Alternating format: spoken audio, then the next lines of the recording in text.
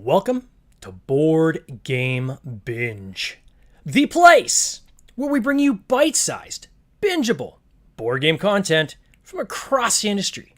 I'm your host, James Staley, and in this episode, we're chatting with Josh Roberts, co-founder of Very Special Games and co-creator of their newest Kickstarter game, Tiny Laser Heist.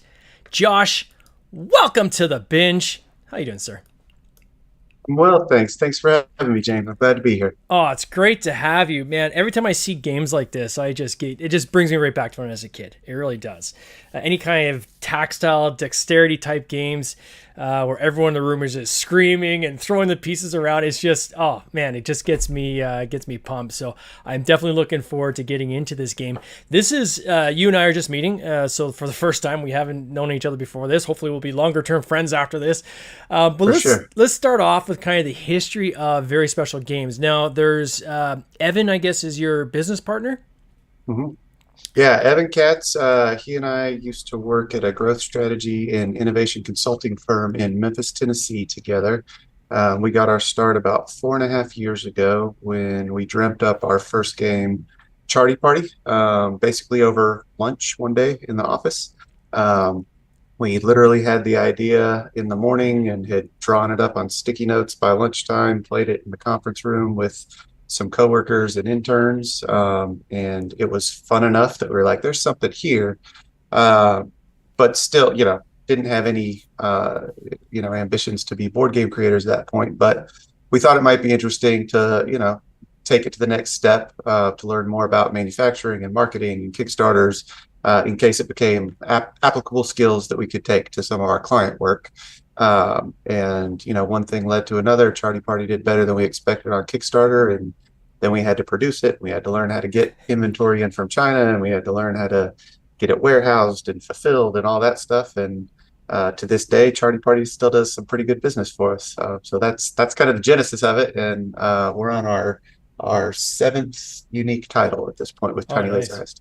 So, so you're just in the conference room. You just decided to come up with a game. Like, had you guys been gaming before then? Like, were you kind of, friends were kind of gaming on the side, and then that kind of then led into, okay, let's start talking about some ideas, or like, how did that even come about?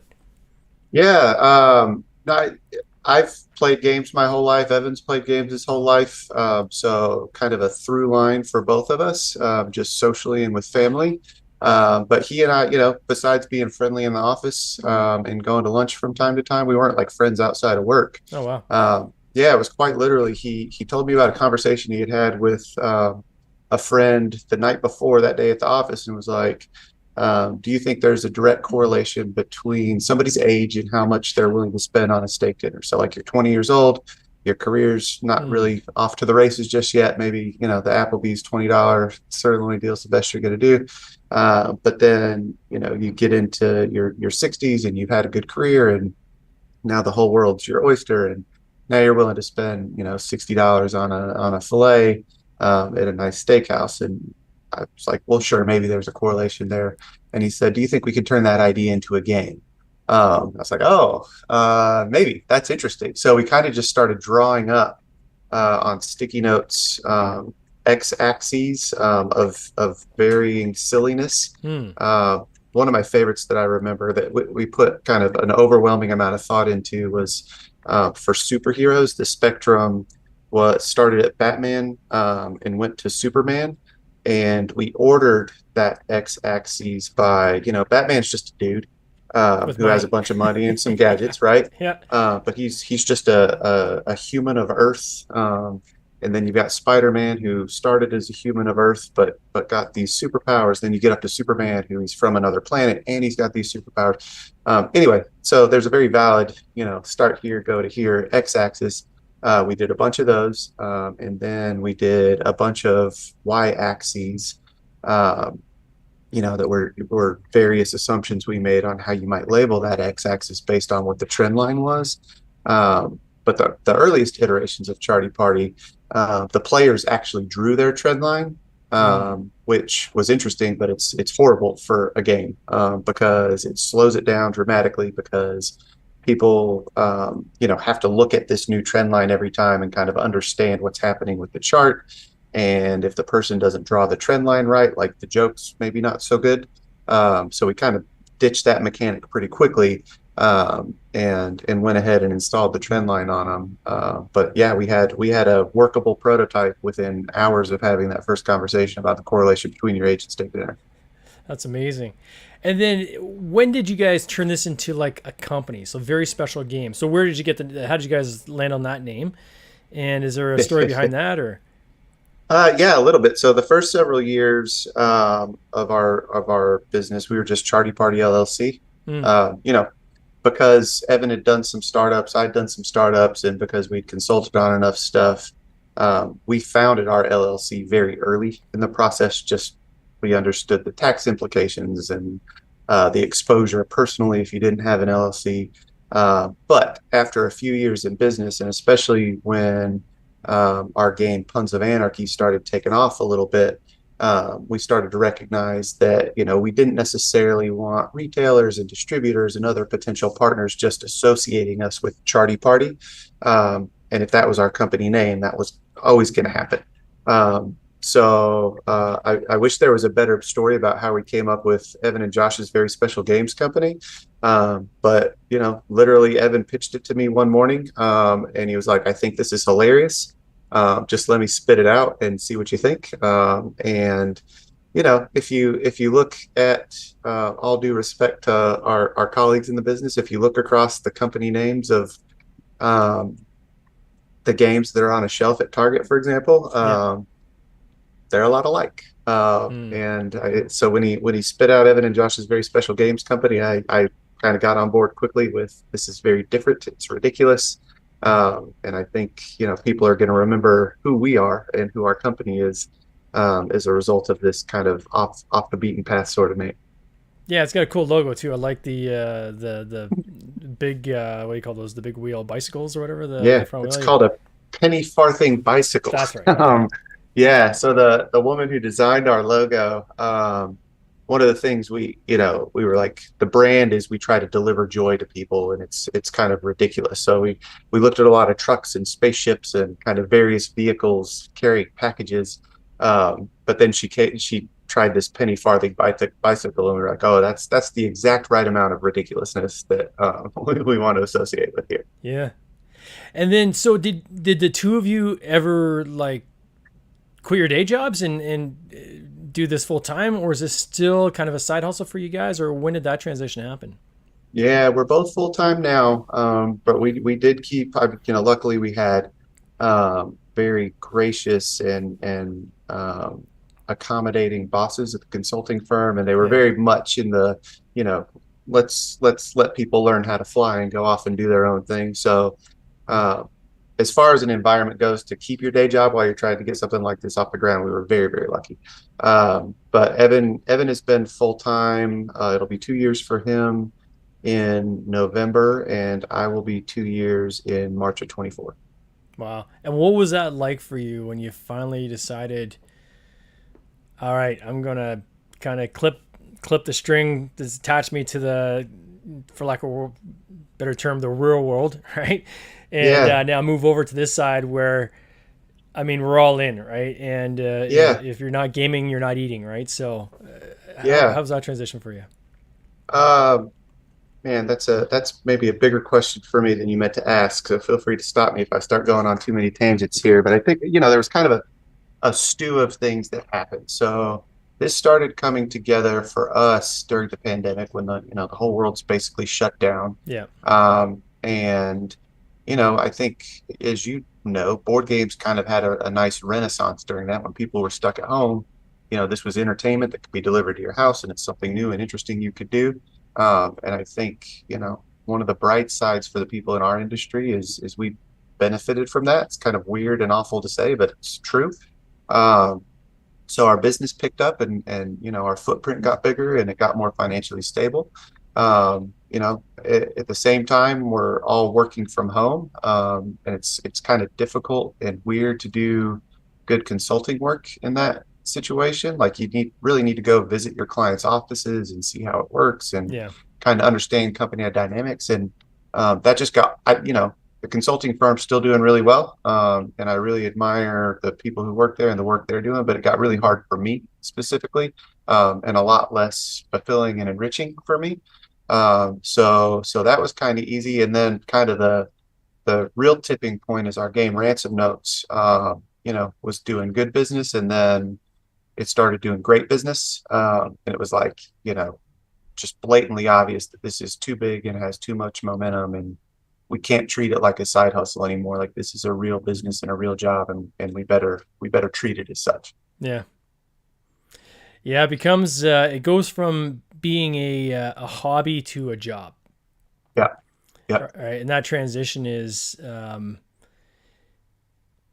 it's a shift, right? Because you go from, let's just make the best possible game we can make, which you still want to do. But at the same time, you always have that little person in the back of your head saying, okay, but how are we going to make money at this, right? How are we going to make sure our sales are at a level that it justifies the economies we need to make this thing, be produced at the level we want to be produced? Especially when I look at a game like your most recent one, which we'll get into now, the Tiny Laser Heist, where, I mean, this isn't just cards in a box now, right? Like we're now dealing with a custom design.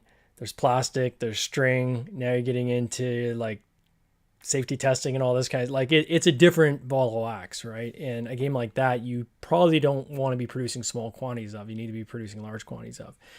Where did the idea of this Tiny Laser Heist coming from? sure. So we keep a Google Slides document that's probably 80 slides long now. And anytime either Evan or I have an idea for a game, and the idea can be as simple as here's a cool name that kind of evokes what the mechanics and what the gameplay might be. We'll put it on a slide. Or if we have an idea of what if we smash these two mechanics together, we'll put it on a slide. What if we did something that looked like this? We'll find some images on Google Images, or we've been using Midjourney AI quite a bit to make images that are just like what if images. And then in our development cycle, when it's time to make a new game, which it'll be pretty soon, since Tiny Laser Heist is on Kickstarter and off and running, we'll go back to that slide document. We'll look at 3 to 5 that we're really interested in and think have potential, and we'll start cultivating those. So specifically Tiny Laser Heist, I had this idea for what if we kind of took some of the activities and certainly the spirit of the Nintendo Switch game Mario Party, and what if we put it in meat space, turned it analog? And the idea is obviously ridiculous because you'd need 3,000 pounds of components, and the box would be as big as a car, and it would cost $1 billion to make and $2 billion to buy. But the spirit of kind of getting thrown together in different teams, whether you liked it or not, and having to cooperate to move things from point A to point B. That's a lot of what the spirit of Mario Party games are. So we kind of identified, well, that's what makes it fun. And now let's build out a game around those philosophies, even if it's not a Mario Party game. And obviously, getting that license might be a bear. But we also had a slide that's like that basically just said, let's make a heist game someday. And we're like, this is it. Like, let's smash those two ideas together, and maybe we have a winner. Yeah, it's cool. And then, so how did you come together with I'm showing on screen here for anybody that's watching live or on the replay, this kind of frame that you've got, and the lasers aren't actually lasers. They're like elastic bands or something, right? That represent lasers. That's right. Yeah. So how did you guys create that design? And what did that prototyping look like for you guys? Yeah, that's a good question. So historically, even with our previous game Abduction, we were able to find stuff at Lowe's or on Amazon that we could use for prototype pieces. But Tiny Laser Heist is unique enough that I actually bought a 3D printer. And to make prototype pieces, we 3D printed a lot of original stuff. For what it's worth, I hate 3D printing. It's sort of a necessary evil with where we are. I've got it going right now, actually. But it's really hard, and I don't like it at all. And I bet people listening right now can relate to that. Anyway, that's not the question you asked. So The woman who did the industrial design for Abduction on the spaceship. She's done a bunch of other games, including Wavelength. Is she made the gadget in Wavelength, and that's just Wavelength. I think is one of the most brilliant games I've ever seen in my life. So when we got introduced to her, we were really excited about working with her.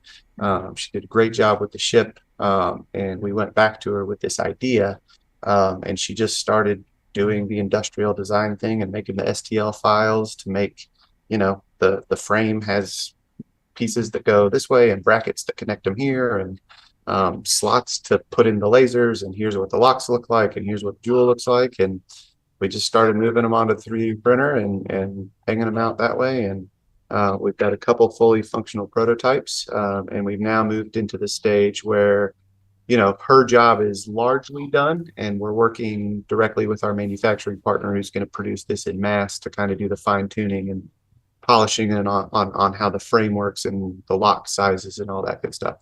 Yeah. And so when I look at a game like this that is so tactile, clearly it's designed not. It's very family friendly, I would say, right? So you can play this with your kids, but you can also play with adults as well. Like it seems like there's a lot of laughter to be had here, no matter kind of which age group's gonna be playing. Because again, as you're saying, you each have a hand that you're trying to these little mini hands you're kind of putting together to work together to try to lift things out of the thing. Can you describe to our audience kind of the essence of how to play this game for people that haven't seen the visuals or, hopefully afterwards they'll go and they'll check out your page and see them for themselves. So maybe you can just, verbally describe kind of how to play this game. Yeah, sure. So Tiny Laser Heist is a highly competitive but unfortunately cooperative heist game where the each player takes a turn as the mastermind, and the mastermind administers each turn by recruiting their heist team. Quick note: we tried to take like the best thing about heist movies and figure out how to put it into the game. So we've got to put together our team, and there's mechanics in the game that uh, kind of make it so you sometimes have to work with people you don't want to, and you don't necessarily understand their motivation. And then you make a plan for how you're going to steal a jewel out of this museum. And you do that by there's a stack of padlocks on top of each jewel. And the taller the stack, the more valuable that jewel is. And your team has 90 seconds to move all the padlocks off of that jewel and get the jewel onto the platform in the center without tripping any of the lasers. And if they do that, if your team does that successfully, you get a money card for each of the padlocks you moved, and it gets distributed to each of the heist team members based on the negotiations you had during the recruiting phase. So the players to move the padlocks cooperate by using these tiny hands on sticks. Each player only has one, and you can only hold it with one hand. And when Evan and I first started doing this, we're kind of playing, solo player versions, and we're like, man, this is way too easy. And it was when you have two sticks and two hands in your own two hands, but as soon as you add somebody else and they can't like understand the micro decisions you're making in the moment, it gets way harder. So the players have to kind of collaborate to grab these locks and move them onto another section. And oftentimes a heist, can take 3 or 4, sometimes 5 players to actually get it done. And the turns can really scale up well. Anywhere from 2 to 6 players might participate in any given heist, depending on how complex it is and how difficult it is. And what I found interesting when I was reading through it, when you have the ability to kind of, I guess, get in on that particular heist, right? So you can verbalize, hey, I've got such and such cards, which are going to make this easier if you guys let me in on this, but I want kind of a piece of the action. So you got a little bit of a negotiation you can do there as well.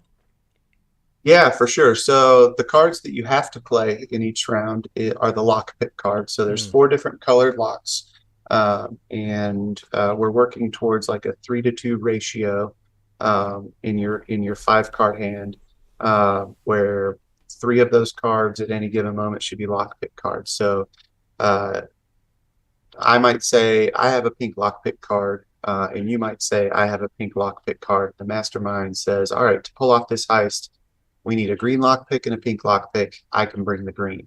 And so now the mastermind's down to deciding between the two of us. And James, you might say, I also have this extra time card.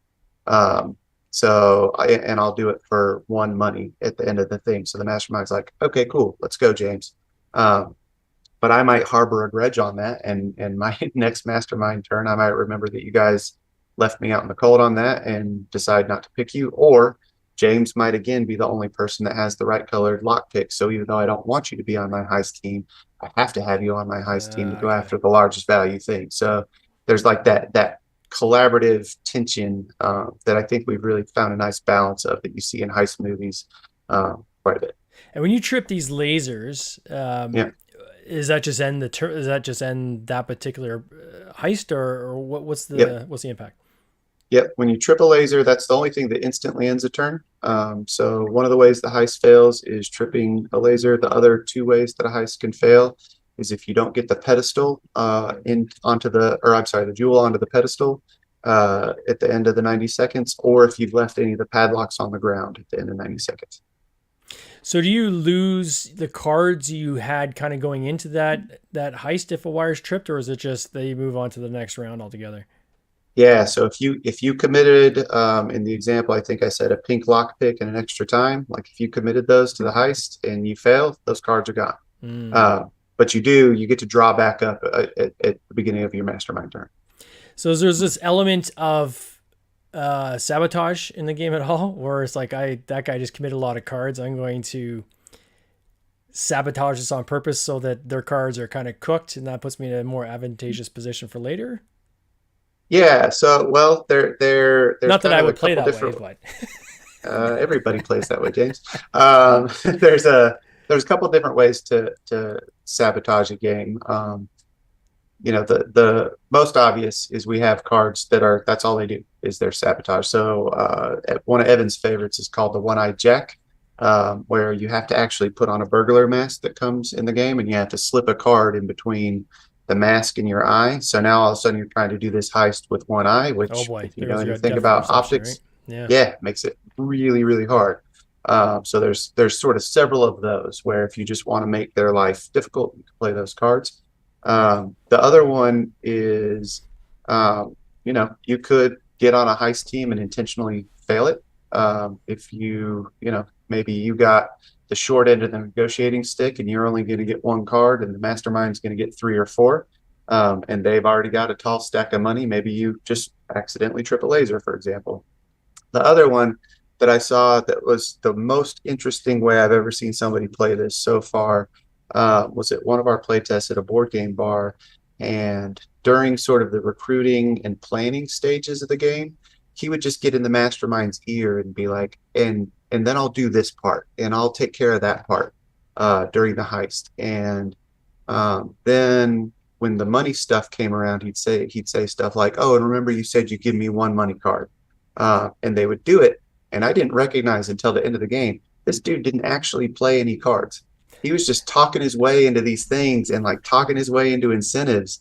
But it was all smoke and mirrors, and he never actually like played the game proper. And one of the lines in the rule book is, you can do whatever you can get away with in this game. The only thing that is sacred is you have to hold true to the agreements you made on how to split up the money. But after that, whatever is fair game. Oh, that's awesome. So acting like a true criminal. Yeah, I hope so. Yeah. So this plays 3 to 6 players, which I think is awesome because more and more when I'm going to game nights, I'm seeking out games that play at a higher player count. I'm just finding that, especially with meetups and so forth at local locations, right? There's always a moment where you got to have 5, 6 people minimum in a game, just based on the way the audience kind of splits up. So very cool to see that you guys have gone that direction.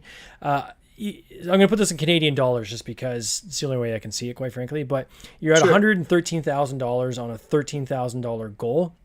So like, you got 24 days to go. You've smashed your goal, right? Like 10x already, and you still got your entire campaign to go. So congrats on that. You guys got to be just ecstatic on how this is funded so far. Is it hit kind of where you expected it would be? A little bit better, softer? Where are you at right now?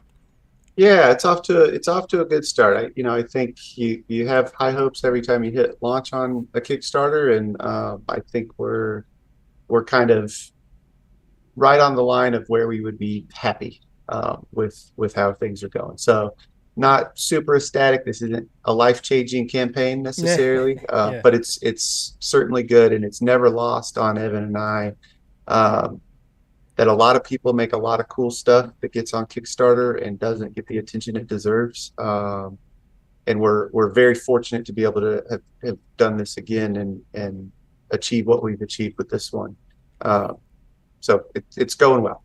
Yeah, I always say like it's no matter how good your campaign's going, you always want more, right? You always hope for more and hope for it to be bigger, especially when you're doing this for a living, right? Like because I mean this Yeah. is how you now eat, right? So of course you want it to be as big as possible, but part of that is even building up what I call the war chest for subsequent campaigns as well, right? So it's not about okay, just how can this fund and is this going to generate enough income for us, but we actually need to account for even more income to then help fund the machine, right, and keep the machine churning out games going forward. And it just takes one. I think it was James Hudson that actually said this at one point, is most publishers are one bad campaign away from folding, right? Like it really is. Like you have one dud, and I mean that just drains your war chest, and then it's kind of starting back at from scratch, trying to rebuild that that buffer back up. So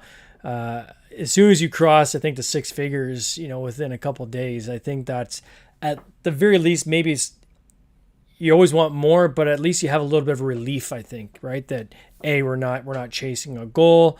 This thing has got enough where we're gonna have good economies of scale when it goes to manufacturing. Now let's just see how big we can make it, right? Yeah, we're fortunate. We've got a game called Ransom Notes, Yeah. which, long story short, is 250 prompt cards that are just kind of ridiculous scenarios. One of my favorites is write the eulogy for your boss who you openly despise. But it can also be stuff like write a radio jingle for your toothpaste store, write your grandma's Tinder bio, just, whatever Evan and I came up with when we were writing. And the players have to respond to these prompts the best they can with a word cloud of about 60 word magnets, that we put a lot of time and energy into getting right to make the game a nice balance. And that one does really well for us online. There's a house party edition version of it in Target right now, which if you're not familiar, Target's big Yep. retailer in the U.S. got about 1,900 stores. So we're very lucky to be past if this Kickstarter campaign didn't go well, we wouldn't have to fold up shop. It would be devastating, but it wouldn't close the business. Yeah. Um, and we're lucky to be in a position where we kind of, when you talked about kind of the long tail and what's the scalability of something, we're kind of in a fortunate situation where we can take the earnings from Kickstarter and we can just buy inventory with that. Yeah. So now if we have 3 or 4 thousand Kickstarters to fulfill, but we were able to buy 30,000 units to inventory. Now we've got 27,000 units that we could try to sell during the holidays into retail, all that stuff. And we were able to jumpstart it with the Kickstarter campaign. Are you using distribution networks, or are you selling direct, or how are you guys reaching some of these big box stores? Yeah, the overwhelming part of our business is e-commerce. Mm. So that's kind of important to know about very special games. But we do have a partner called PSI Publisher Services Inc., who have been great about getting us in front of the buyers at Target and Barnes and Noble and Books a Million and Kohl's and kind of various others, to help get our games on the shelves. And we've had some success with Ransom Notes, Abduction, Puns of Anarchy, and we're in the middle of we rebranded one of our games. It's going to be called Vens with Benefits. That's going to be in some retail places as well. And like I said, PSI has done a great job growing us up in the retail space. Oh, that's amazing. What comes next for you guys? So you were saying earlier you go back to that slides presentation to kind of pick the next title. Have you guys already picked your next title, or kind of where you at for kind of what comes after this? Yeah, so we'll go back to the slides document. We'll try to find 3 to 5 that we wanna see if they're worth growing up, and we'll try to get it on Kickstarter roughly this time next year, with any luck. Oh, nice. Well, I want to wish you all the best, Josh, on this campaign. I am so excited for you guys. It looks like so much fun. I saw in the kind of the lobby there, people chiming in saying how much fun this game looks. So I definitely can see the excitement around it, and I'm sure you're gonna be very happy with where this thing ends up. Yeah, thank you so much for having me. We're proud of this one. The playtesters have been having a blast with it, and I really look forward to early next summer when we can get it in people's hands and start seeing the videos and getting the reviews. So thank you for having me. I really appreciate it, No James. worries. Take care, my friend. Cheers.